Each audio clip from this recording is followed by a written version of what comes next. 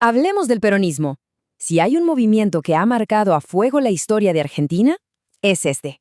Pero, para entenderlo de verdad, no hay que mirar primero un partido o una ideología. No. Hay que mirar un solo día. Un día que es, en sí mismo, un misterio histórico increíble. Y es justo el que vamos a intentar descifrar juntos. Miren esta foto, esta multitud inmensa.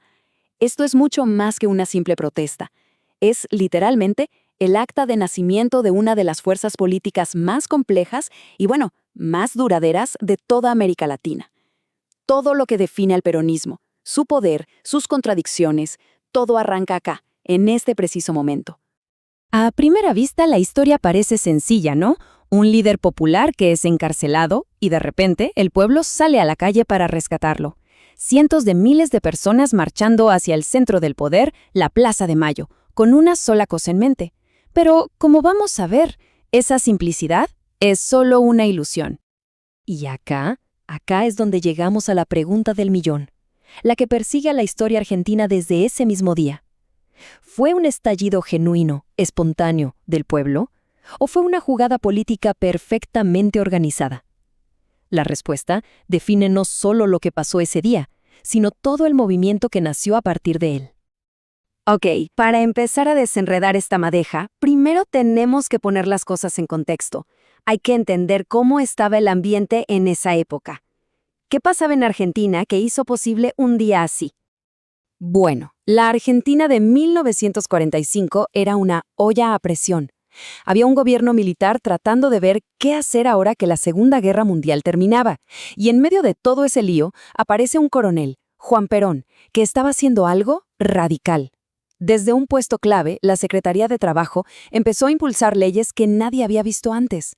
Vacaciones pagas, aguinaldo, indemnizaciones. Para los trabajadores era un héroe, sin duda. Pero para las élites, los grandes industriales y sus rivales en el ejército, era una amenaza, y una muy peligrosa. Y lo que es increíble es lo rápido que pasa todo. De verdad, en poco más de una semana, el tipo más popular del país pasa de estar en el centro del poder a estar encerrado en una celda en una isla. Sus enemigos pensaron que ya está, que habían ganado, pero lo único que hicieron fue encender la mecha. Bien, entonces la pregunta es, ¿cómo se arma esta multitud gigantesca? ¿Quién los llamó? ¿Cómo se organizaron de un momento a otro? La respuesta nos dice mucho sobre la verdadera naturaleza de este levantamiento. Y ojo con esto, porque es clave para entender todo.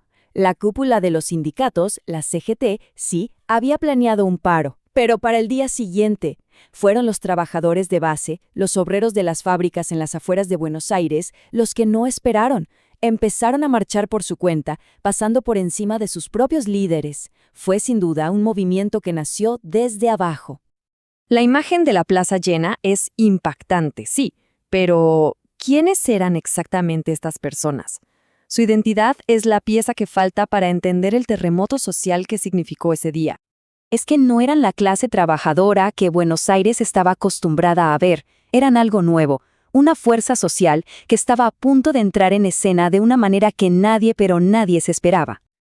Para las élites porteñas, que se sentían muy europeas, estos nuevos trabajadores eran como extraños.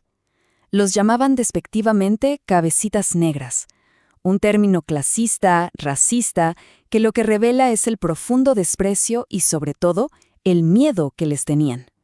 Eran los migrantes del interior del país que habían llegado a la gran ciudad buscando trabajo en las nuevas fábricas.